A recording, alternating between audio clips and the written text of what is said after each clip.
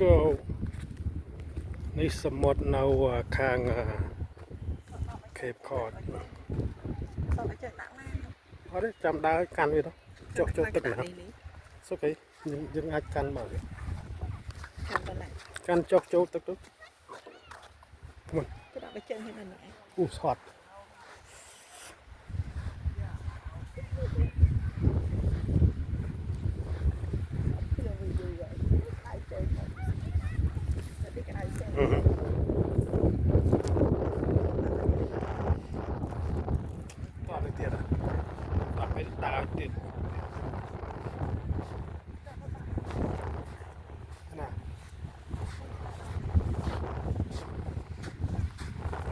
ដើរទៅចឹងទៅ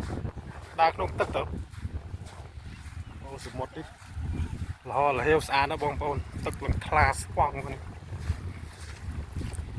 ដើរទៅចឹងចុះទឹកចឹង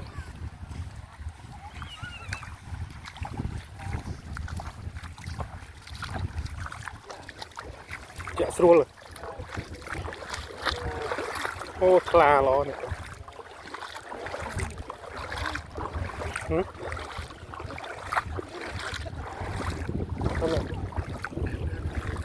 ទៅដល់ជ្រៅដែរហ្នឹងក៏ដើរទៅនេះ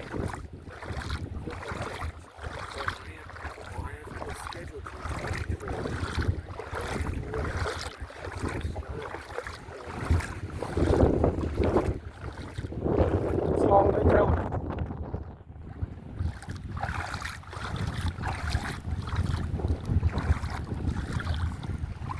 បាទ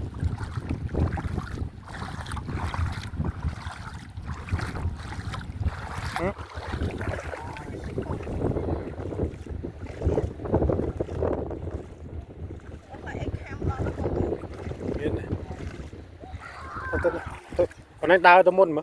trong đào tới nổi anh nó đánh sạch chứ đào slong nó bờ trâu ăn quả quả hả trâu à ô shit trâu tao tao chứ bao giờ ọt bẹ vì ọt trâu và má nó vào sân là dừng ọt bẹ nữa ở đây này ọt bẹ có áo tao đào thôi chứ đốt chân nữa.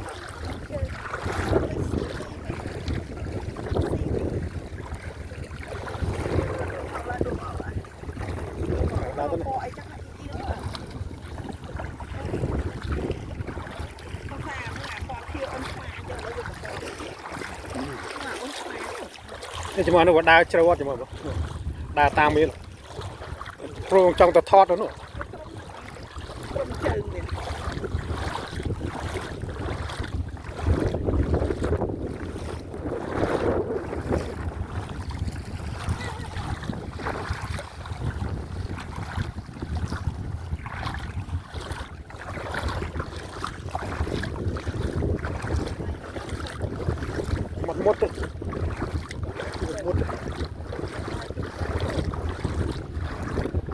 Một cái đào slong ba nó nổi trầm chập công và cây và cua dân tiếp đào tôi lấy chặt cây này phát rồi đâu ấy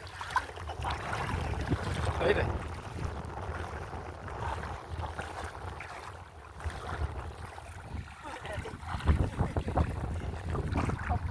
còn này lực chân khao bón đi sám khao hả no I have wallet không mình có bột hấp đường lang đi hấp không bọn mình có bột nó không bọn mình có bột nó không có bao cái đá mình này cái đá ra này mình chết đo lấy mình chết đo nó hồi đó trong đa tấn slong tấn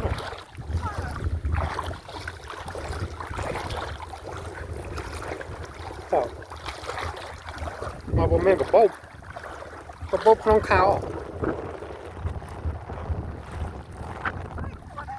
rồi chết đo là kì chết đo là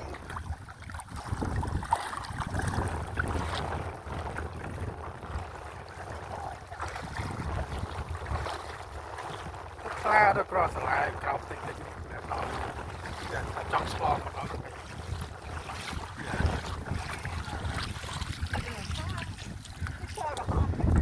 đánh sạch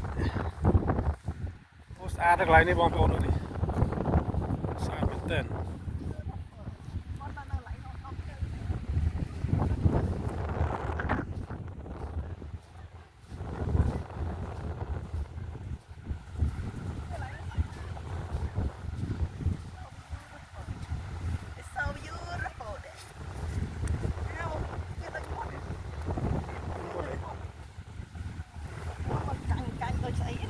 tức về lâu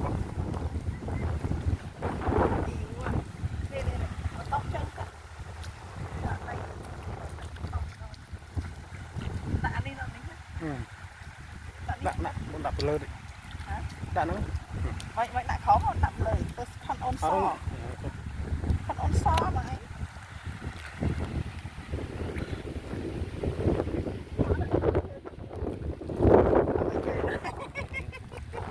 đặt đi cho bạn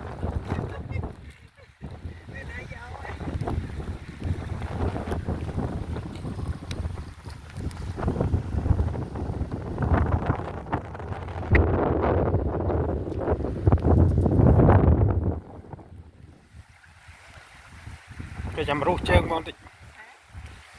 hai chăm rút chơi như thế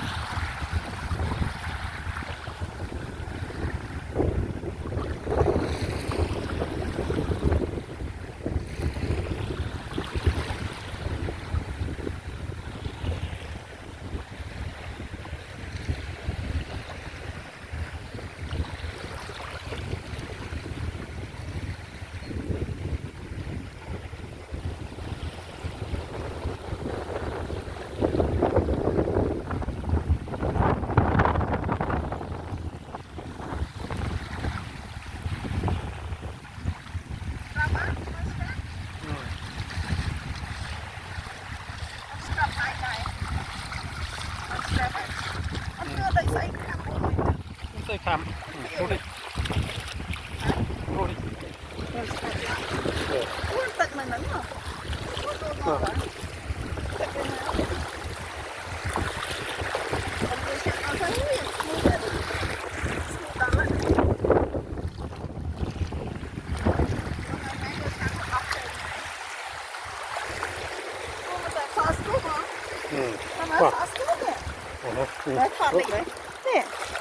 school, right? Rồi.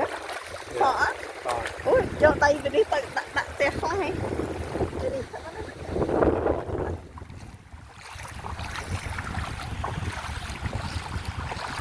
Đây.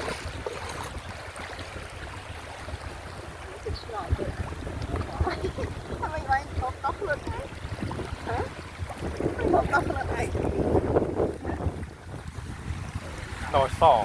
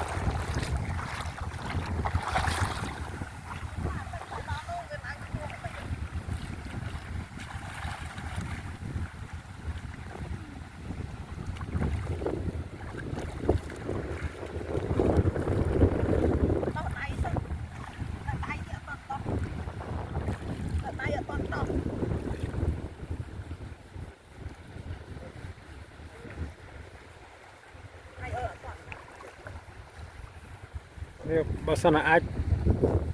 ចូលឡានមកចតលើដីខ្សាច់នឹងដូចនៅកលីឡើយដូចនៅ state សលេខអី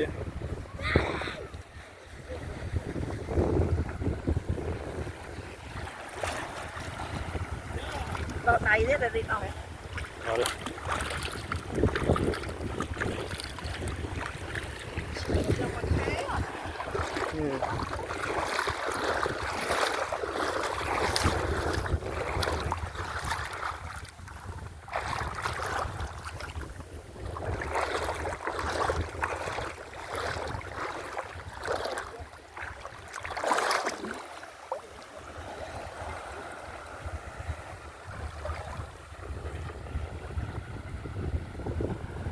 អត់หมดនេះស្អាតមែនតើបងប្អូនស្អាតទឹកលង្ថ្លាស្វងហើយរាក់ទៀតបងប្អូនអត់ជ្រៅមើលកណ្ដាលឆ្ងាយបង